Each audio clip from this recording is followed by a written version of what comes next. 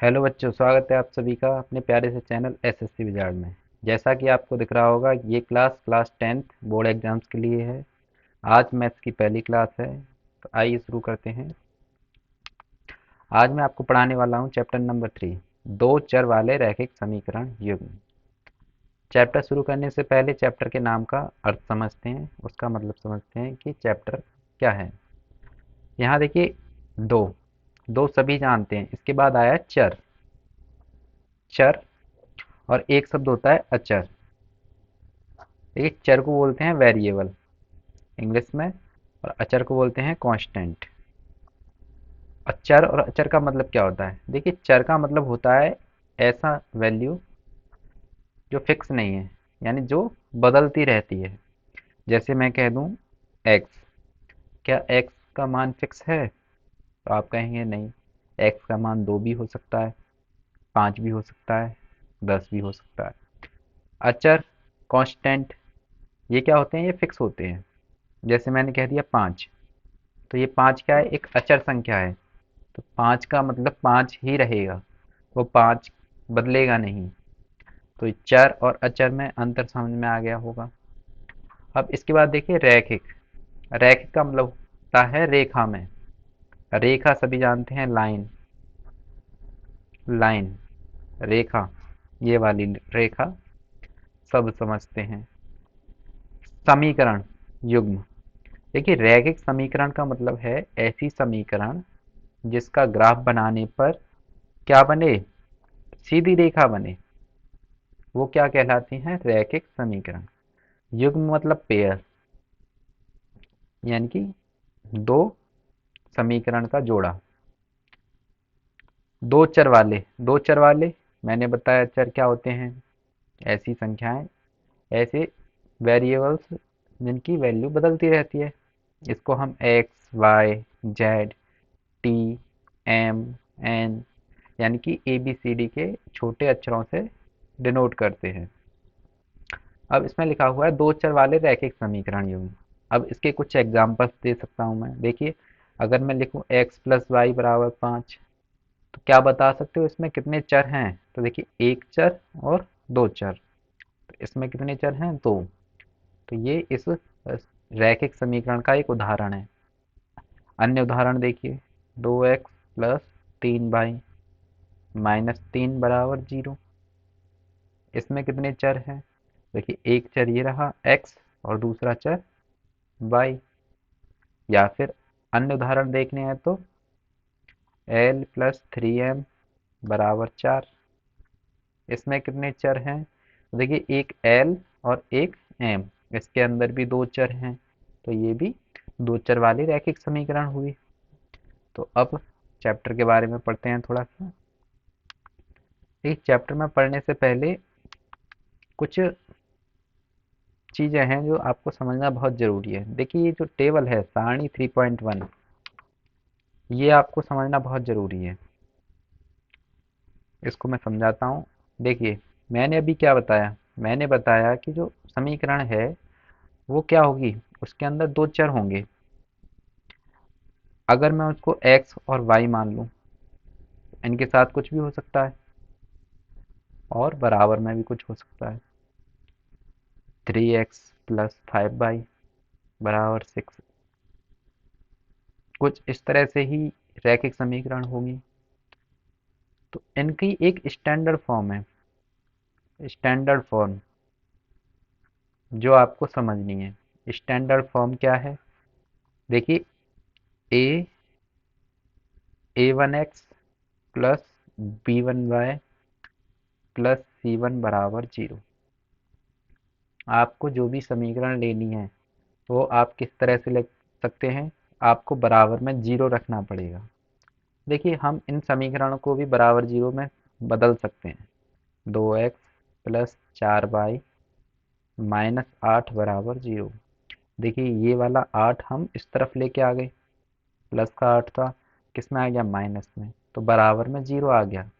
तो देखा, हमने इस समीकरण को स्टैंडर्ड फॉर्म में बदल दिया। देखिए, a1x, देखिए x के साथ a1 है, b1 बाय y के साथ एक b1 है, प्लस c1 और बराबर में 0। सबसे ज़रूरी बात क्या है कि बराबर में हमेशा जीरो आना चाहिए। अब देखिए यहाँ पर जो हम बात कर रहे थे वो थी पेयर की, युग्म की। युग्म का मतलब है पेयर, जोड़ा। जोड़ा समझते हैं, यानी कि दो समीकरण की बात होगी।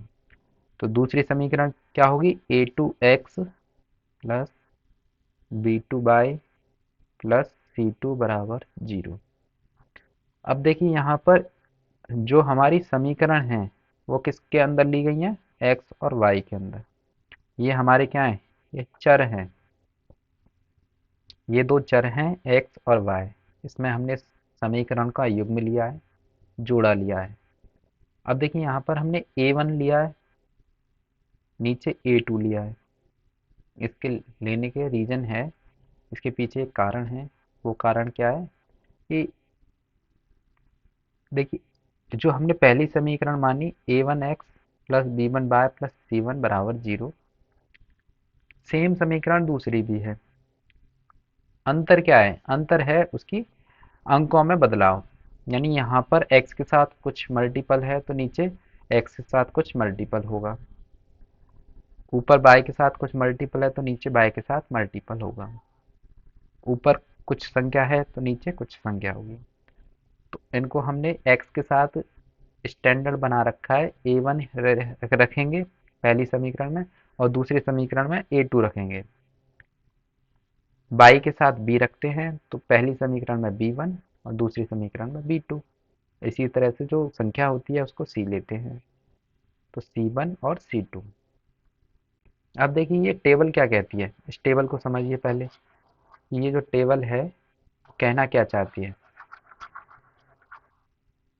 मैंने क्या बताया था कि ये जो समीकरण होती हैं इनका ग्राफ क्या होता है, एक सीधी रेखा होता है, रैखिक। नाम से ही पता चल रहा है, रैखिक मतलब रेखा, लाइन। अब उसके युग्म है, युग्म मतलब समझ गए, जोड़ा। अगर इनका ग्राफ बनाए हम तो दो लाइन आनी चाहिए, दो समीकरण है ना, प्रत्येक समीकरण की एक लाइन होगी, एक रेखा होगी। ये कोई ग्राफ पेपर है, कोई समीकरण इस तरह से, कोई समीकरण इस तरह से गई, दो समीकरण थी, उनकी रेखा हमने बनाई। क्या क्या संभव हो सकता है, एक तो ये है जो मैंने आपके सामने बनाया है कि वो दोनों रेखाएं आपस में काट दें, एक दूसरे को काटती हुई गुजरें। दूसरा दूसरा ऐसा भी तो हो सकता है कि वो एक दूसरे के समांतर जाएं, कभी काटें ही ना। और कोई पॉसिबल, एक और पॉसिबल है, वो क्या है कि एक के ऊपर दूसरी रेखा आ जाए। क्या ऐसा हो सकता है, बिल्कुल हो सकता है, एक के ऊपर दूसरी रेखा आ सकती है। तो देखिए इसको क्या कहते हैं, ये प्रतिच्छेद करती हुई, इसको बोलते हैं कि जो समीकरण है उनका हल कितना है, एक, एक हल, केवल एक हल। देखिए यहाँ पहली कंडीशन देखिए, आपको उदाहरण के साथ दिया हुआ है, अनुपातों की तुलना, ये पहचान है, क्या है, केवल एक हल। इसमें देखिए इसमें कोई हल नहीं, समांतर रेखाएं देखो लिखा हुआ है, तो ये क्या है, समांतर रेखाएं, और इसके अंदर कोई हल नहीं होता क्योंकि ये लाइन आपस में एक दूसरे को काटती ही नहीं है। हल का मतलब होता है जब लाइन एक दूसरे को काटे तो उस पॉइंट को हम हल कहते हैं, सॉल्यूशन कहते हैं। अब देखिए ये जो तीसरा वाला है ये होता है संपाती रेखाएं। इसको क्या बोलते हैं, इसको बोलते हैं संपाती रेखाएं। संपाती का मतलब एक दूसरे के ऊपर, संपाती रेखाएं। तो यहाँ देखिए, यहाँ दोनों लाइन जो हैं वो एक दूसरे को प्रत्येक बिंदु पर काट रही हैं, एक दूसरे के ऊपर हैं तो प्रत्येक बिंदु पर काट रही हैं ना। तो इसके होते हैं अपरिमित रूप से अनेक हल। इसके हल के क्या होते हैं, अनेक हल, अपरिमित रूप से अनेक हल। यहाँ तक समझ में आया होगा।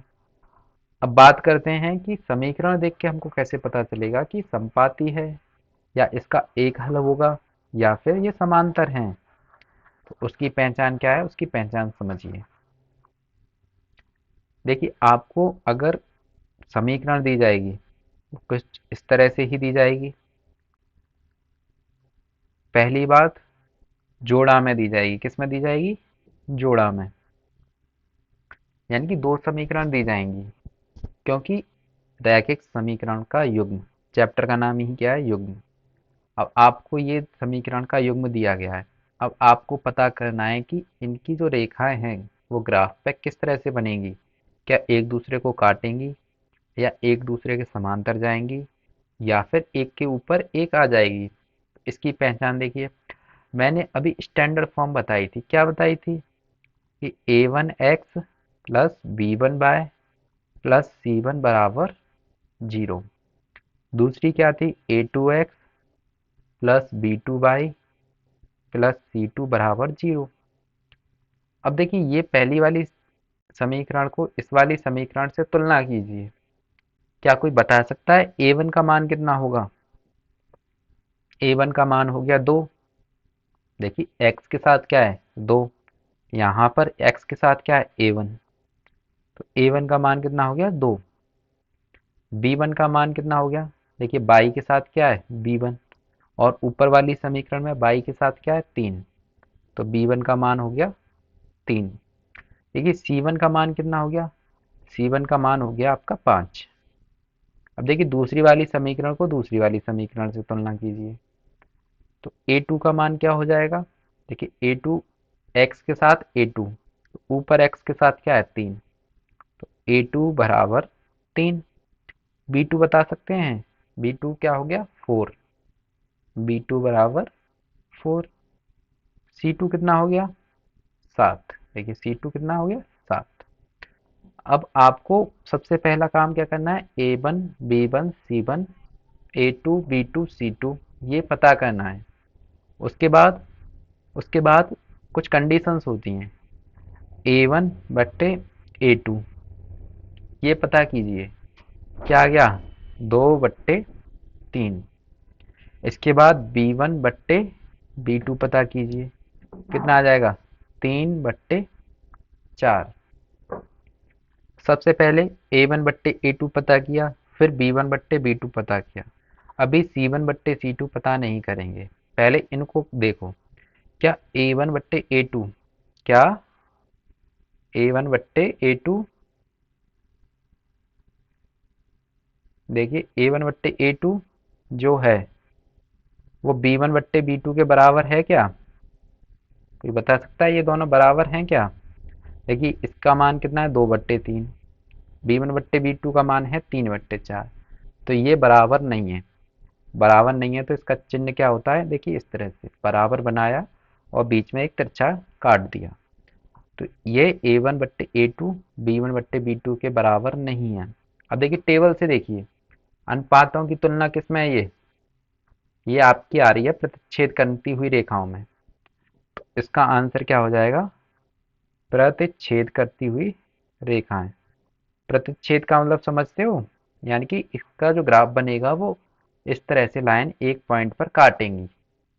और अगर इसके हल पूछे जाएं, इसके सॉल्यूशन पूछे जाएं, तो हल कितना होगा इसका, सिर्फ एक। कितना, सिर्फ एक हल, केवल एक हल होगा।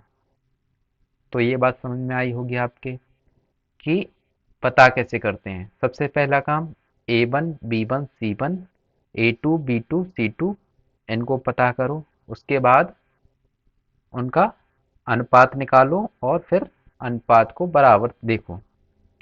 अब देखिए ये तो हो गया प्रतिच्छेद वाला। इसके बाद समझते हैं दूसरा। अगर कोई रेखा समांतर है या फिर समपाती है तो वो किस तरह से होंगे। देखिए अब उदाहरण लेते हैं एक समपाती रेखा का। x प्लस 2y प्लस 3 बराबर 0, 3x प्लस 6y प्लस 9 बराबर 0। सबसे पहला काम क्या है, a1x plus b1y plus c1 बराबर 0, a2x plus b2y plus c2 बराबर 0। इनसे इनकी तुलना करनी है। पहली वाली से पहले वाली की तुलना कर दो और दूसरे वाले से दूसरे वाली समीकरण की। तो a1 का मान कितना आया, a1 का मान आ गया आपका 1। यहाँ देखिए x के साथ क्या है, ये खाली x है, खाली x का मतलब होता है 1 गुणा x, एक x ही तो है ये। तो x के साथ क्या है 1, तो a1 का मान कितना हो गया 1। अब देखिए b1 का मान कितना हो गया, y के साथ क्या है 2, तो b1 का मान कितना हो गया 2। c1 का मान कितना हो गया, c1 का मान हो गया आपका 3। अब देखिए a2 का मान कितना हो गया, a2 का मान हो गया 3। b2 का मान, b2 का मान हो गया 6। समझ में आ रहा है ना। देखिए दूसरी वाली समीकरण से y के साथ क्या है b2, इधर y के साथ क्या है 6, तो 6 b2 हो गया। और c2 कितना हो गया, ये आपका हो गया 9। अब इसके बाद क्या करना है, इसके बाद इनका अनुपात निकालना है, a1/a2 क्या हो गया 1/3, b1/b2 निकालिए। b1 कितना है 2, b2 कितना है 6। सॉल्व कीजिए, 2 से कट जाएगा ये, तो कितना आ जाएगा 1/3। अब देखिए ये दोनों बराबर आ गए, दिख गया ना। 1/3 a1/a2 भी आया है, और 1/3 b1/b2 भी आया है। अब तीसरा वाला भी निकालेंगे। जब पहले दो बराबर आ जाएं तो उसके बाद तीसरा निकालना पड़ता है। तीसरा निकालिए, 3/9, 3 से काट दीजिए, एक बार और 3 बार, कितना आ गया 1/3। अब देखिए तीनों बराबर आ गए, दिख रहा है। a1/a2 किसके बराबर है, b1/b2 के, और ये किसके बराबर है, c1/c2। तीनों अनुपात बराबर आ गए। यहाँ देखिए तीनों अनुपात किसमें बराबर हैं, ये बराबर हैं समपाती रेखाएं में। देखो लिख रहा है ना, a1/a2 बराबर b1/b2 बराबर c1/c2, समपाती रेखाएं। तो इसका मतलब ये क्या हो गया, ये समपाती रेखाएं। समपाती रेखाएं मैंने बताई थी क्या होती हैं, समपाती रेखाएं होती हैं जो एक के ऊपर एक होती हैं। जैसे कि एक एक समीकरण की लाइन ये बनी, दूसरी की इसके ऊपर बनेगी, बिल्कुल बिल्कुल ऊपर। समझ गए, एक के ऊपर एक ढककर। इसके हल की बात करें, इसके सॉल्यूशन की बात करें तो कितने हो जाएंगे, इसके हो जाएंगे अनेक हल, अनंत हल, क्योंकि इसका प्रत्येक बिंदु एक हल है। दोनों रेखाओं पर आ रहा है ना वो, तो वो हल हो गया। तो उम्मीद करता हूँ कि आपको समपाती रेखाएं भी समझ में आ गई होंगी। अब देखिए समांतर रेखाएं, समांतर रेखाएं किस तरह से पहचानी जाएंगी। तो समांतर रेखाओं का एक उदाहरण लेते हैं, x + 2y + 5 बराबर 0, 4x + 8y + 9 बराबर 0। सबसे पहला काम स्टैंडर्ड फॉर्म से कंपैरिजन करना, तुलना करना। स्टैंडर्ड फॉर्म क्या होती है इसकी, स्टैंडर्ड फॉर्म होती है a1x + b1y + c1 बराबर 0। दूसरी a2x + b2y + c2 बराबर 0। तुलना कीजिए, पहली वाली से पहली वाले का तुलना कीजिए, दूसरी वाली से दूसरी वाली समीकरण का। बता सकते हैं a1 का मान कितना है, देखिए x के साथ a1, ऊपर x के साथ क्या है 1। b1 का मान कितना हो गया, b1 का मान हो गया आपका 2। c1 का मान कितना हो गया 5। a2 का मान कितना हो गया, ये आपका हो गया 4।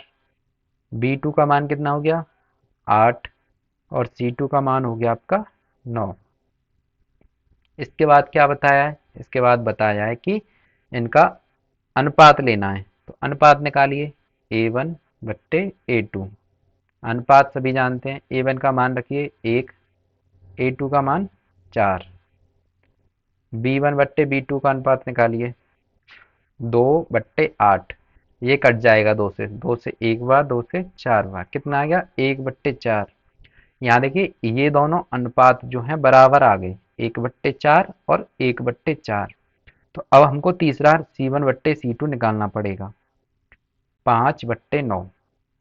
लेकिन c1/c2 अलग आया है।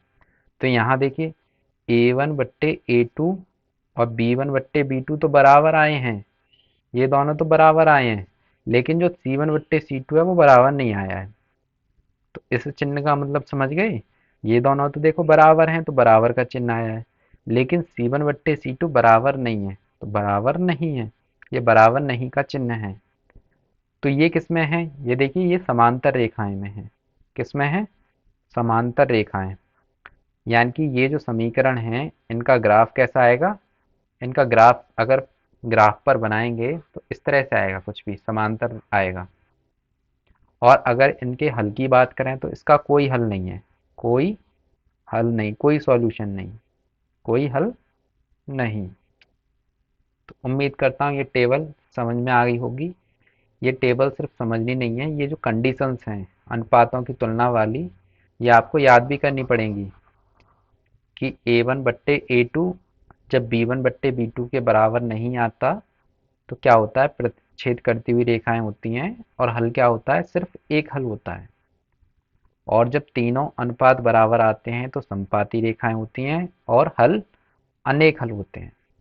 जब A1 और A2 B1 और B2 बराबर आए लेकिन C1 और C2 बराबर नहीं आए तो ये समांतर रेखाएं होती हैं और कोई हल नहीं होता। देखिए जो पहली जो एक्सरसाइज है 3.1 वो इसी टेबल पर आधारित है। अब चलते हैं एक्सरसाइज की तरफ।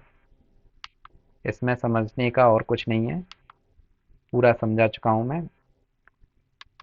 अब देखिए क्वेश्चन, देखिए पहला, निम्न समस्याओं में रैखिक समीकरणों के युग्म बनाइए और उनके ग्राफी विधि से हल ज्ञात कीजिए। देखिए हल करना बाद में सीखना, पहले युग्म बनाना सीखिए, रैखिक समीकरण बनाना सीखिए। तो पहला क्वेश्चन देखिए, कक्षा 10 के 10 विद्यार्थियों ने एक गणित की पहेली प्रतियोगिता में भाग लिया। यदि लड़कियों की संख्या लड़कों की संख्या से 4 अधिक हो तो प्रतियोगिता में भाग लिए लड़कों और लड़कियों की संख्या ज्ञात कीजिए। अब देखिए सबसे पहला काम है रैखिक समीकरण का युग्म बनाना। अब इसमें आपको दो चीजें दिखेंगी, दो चीजें दिख भी गई होंगी कि एक लड़का है और लड़कियां हैं। दो चीजें हैं, लड़के और लड़कियां। अगर मैं कहूं, अगर लड़के एक्स हैं, कितने हैं एक्स, लड़कियां वाई हैं, क्योंकि हमको ना तो लड़के पता हैं कितने लड़के हैं और ना ही लड़कियां पता हैं कि कितनी लड़कियां हैं। तो हमने लड़के मान लिए एक्स हैं और लड़कियां मान ली वाई हैं। समझ में आया। अब देखिए पहली लाइन में दे रखा था 10 विद्यार्थी, तो यानी कि इन दोनों को जोड़ के 10 आना चाहिए। लड़के और लड़कियां दोनों मिला के कितने हैं, 10 है ना। तो एक्स प्लस वाई बराबर 10। ये पहली समीकरण है, ये समझ में आ गई कि 10 विद्यार्थी हैं टोटल, वो या तो लड़के होंगे या लड़कियां होंगी, यानी दोनों मिला के 10 हैं। अब देखो दूसरा देखो, यदि लड़कियों की संख्या लड़कों की संख्या से 4 अधिक हो, लड़कियों की संख्या क्या है 22, ये क्या है लड़कों की संख्या से 4 अधिक है, तो एक्स प्लस 4। ये समझ में आया। देखो लड़कियों की संख्या अधिक है, जब लड़कियों की संख्या अधिक है तो 4 को किस में जोड़ा जाएगा, तो ये लड़कों में जोड़ा जाएगा, तभी तो बराबर बैठेगी। देखो अगर मैं कहूँ लड़कियों की संख्या 8 है और लड़कों की संख्या 4 है, देखो 4 ज़्यादा है ना लड़कियां, बराबर करने के लिए जो 4 किसको किस तरफ जोड़ा जाएगा, वो लड़कों में जोड़ा जाएगा, तभी तो बराबर बैठेंगे। ये बात हमेशा याद रखो, जो अधिक होता है उसकी तरफ नहीं जोड़ा जाता, जिस तरफ कम होते हैं उस तरफ जोड़ा जाएगा। तो ये इस तरफ जुड़ गया, तो ये आपकी समीकरण बन गई दूसरी। अब देखो समीकरण बन गई लेकिन इसको स्टैंडर्ड फॉर्म में लेके आना सीखिए। क्या मैंने ये फॉर्म बताई थी, स्टैंडर्ड फॉर्म क्या थी, स्टैंडर्ड फॉर्म क्या थी, स्टैंडर्ड फॉर्म आपकी थी A1x plus B1 plus C1 बराबर 0। दूसरी थी A2x plus B2 plus C2 बराबर 0। यानी कि बराबर में क्या आना चाहिए, 0 आना चाहिए। इसको बदलिए, 10 को इस तरफ लेके आइए, एक्स प्लस वाई माइनस 10 बराबर 0। ये समझ में आया। देखिए 10 को इस तरफ लेके आएंगे, किस में आ जाएगा, माइनस में, बराबर में क्या बचेगा, 0।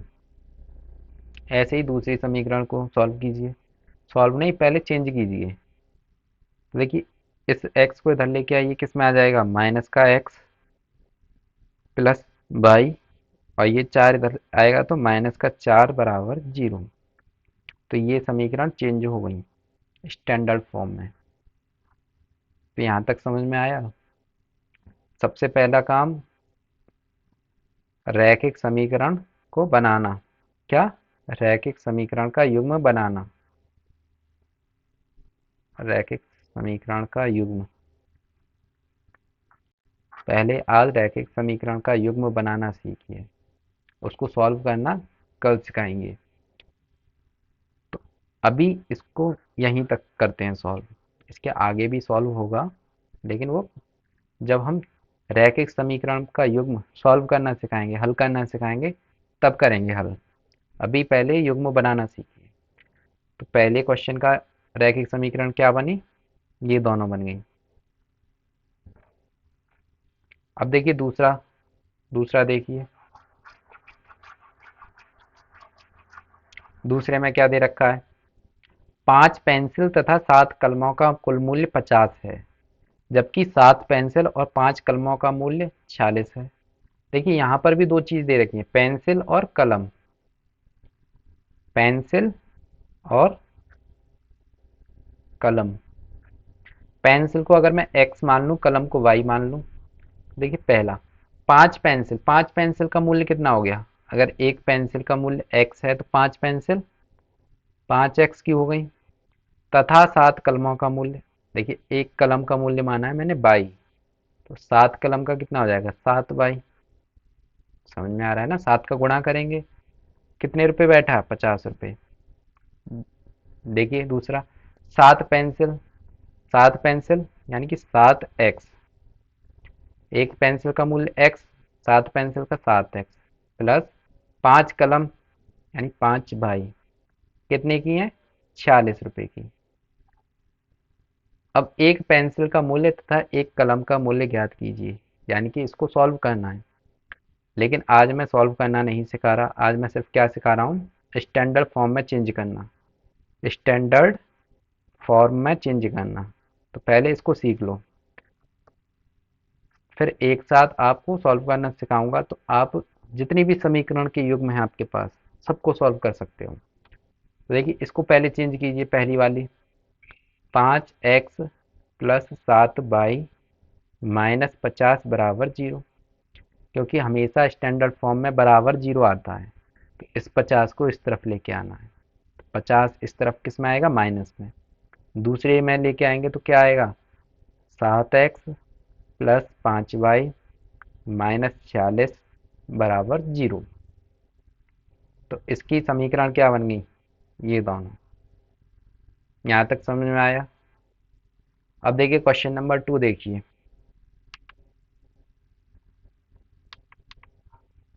क्वेश्चन नंबर 2 देखिए, इसमें आपसे पूछा है कि ये समीकरण के युग्म हैं वो किस तरह से हैं। देखिए दिखा देता हूं मैं क्वेश्चन को।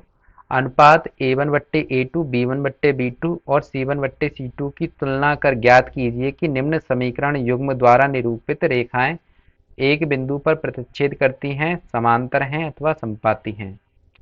तो इसमें वही पूछा है जो मैंने टेबल समझाया था, उस समय बताया था।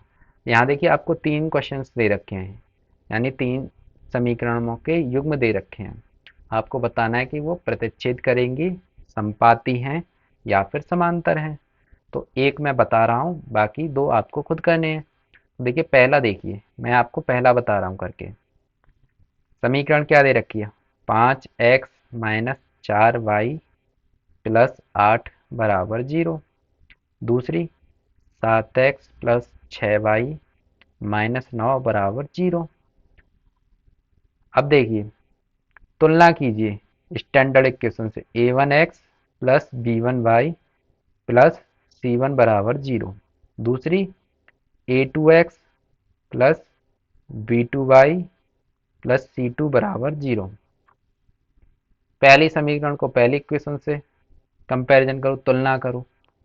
तुलना करने पे बता सकते हैं A1 का मान कितना होगा। यहाँ देखिए x के साथ क्या है, गुणा में 5, इस जगह x के साथ A1 है, तो A1 का मान कितना हो गया 5। B1 का मान कितना हो गया, यहाँ देखिए B1 के साथ y के साथ B1 है, ऊपर y के साथ 4, लेकिन इसके साथ माइनस भी है, तो क्या होगा -4। हमेशा याद रखना है जब भी माइनस का हो तो वो माइनस भी लेना है। अब देखिए C1 का मान कितना हो गया 8। नीचे वाली समीकरण को तुलना करो। A2 का मान क्या निकल के आया आपका, A2 का मान निकल के आया 7, B2 का मान 6, B2 का मान 6 और C2 का मान -9। अब मैंने क्या बताया था, सबसे पहले अनुपात निकालना है। अनुपात निकालिए A1 बट्टे A2। A1 का मान रखिए 5 बट्टे A2 7। क्या कट सकता है, नहीं। B1 बट्टे B2 निकालिए। B1 क्या है -4, B2 6। कट सकता है, 2 से कट सकता है, काटिए। 2 से 2 बार और 2 से क्या निकल के आ गया -2 बट्टे 3। यहाँ देखिए A1 बट्टे A2 और जो B1 बट्टे B2 क्या ये बराबर आए हैं, तो नहीं आए। मैंने क्या बताया था, अगर A1 बट्टे A2 और B1 बट्टे B2 बराबर नहीं आते तो वो क्या होती हैं, वो प्रतिच्छेद करती हैं। वो क्या करती हैं, प्रतिच्छेद करती हैं। तो इसमें आंसर में क्या आ जाएगा, प्रतिच्छेद करती हैं। तो समझ में आ गया। अब इस तरह से आपको दूसरे, सबसे पहले काम तुलना करो, A1 B1 C1 A2 B2 C2 का मान निकालिए। उसके बाद अनुपात को निकालिए और फिर अनुपात को जो टेबल है, टेबल जो समझाई थी उससे मिलान कीजिए कि ये जो प्रतिच्छेद करने वाली कंडीशन से मैच करती है या फिर संपाती से या फिर समांतर से। तो अब ये दूसरा और तीसरा ये आपका होमवर्क है, ये आपको खुद करना है। अब देखिए तीसरा क्वेश्चन, देखिए अब मैं करा रहा हूँ तीसरा क्वेश्चन। अनुपातों A1 बट्टे A2 B1 बट्टे B2 और C1 बट्टे C2 की तुलना कर ज्ञात कीजिए कि निम्न रैखिक समीकरणों के युग्म संगत हैं या असंगत। देखिए संगत और असंगत का मतलब क्या होता है, पहले ये समझ लीजिए। संगत का मतलब होता है जिसका हल होता है, क्या हो, हल हो। और असंगत का मतलब होता है जिसका हल नहीं हो। देखिए पीछे बुक में दे रखा है ये संगत असंगत। यहाँ देखिए संगत असंगत ये रहा।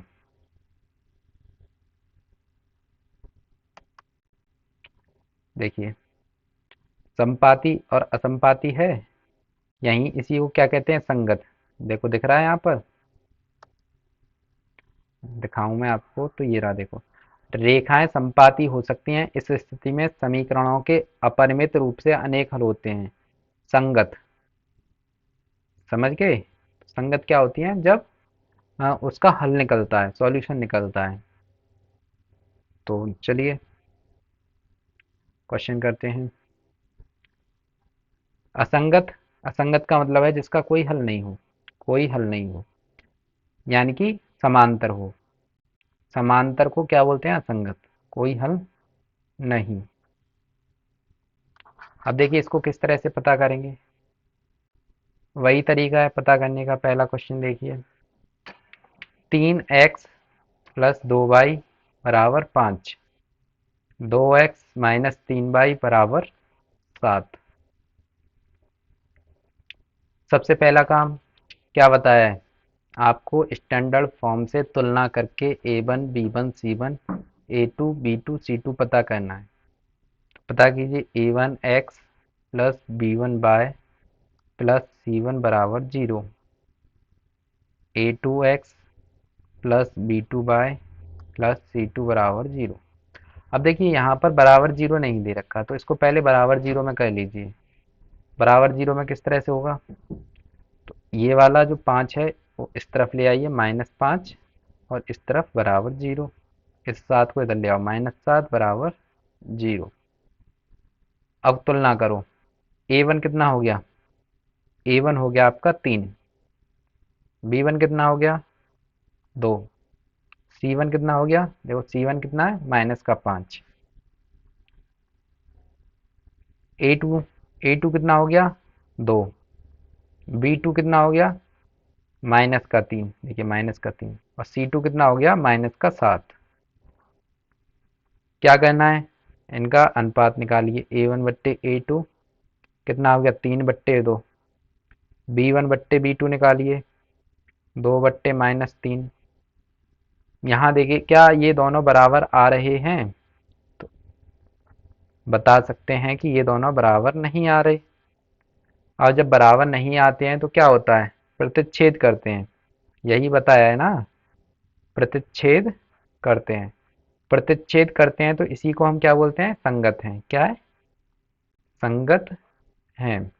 तो ये समझ में आ गया, प्रतिच्छेद करना या फिर संगत दोनों एक ही बात है। यहाँ पे आप क्या लिख सकते हो, आंसर में संगत है। समझ में आया होगा। आगे के क्वेश्चंस को आप ट्राई कर सकते हो। करना क्या है, A1 B1 C1 का मान निकालना है, A2 B2 C2 का मान निकालना है और अनुपात निकालना है A1/A2, B1/B2 और C1/C2, और फिर उनके अनुपात को देखना है। अगर वो बराबर आते हैं तो उसके हिसाब से जो टेबल में मैंने समझाया है उसके हिसाब से आप बता सकते हो संगत हैं या असंगत हैं। तो आज के लिए इतना ही, आगे का हम कल की क्लास में पढ़ेंगे। वीडियो अच्छी लगी हो तो लाइक करें, चैनल को सब्सक्राइब करें। धन्यवाद।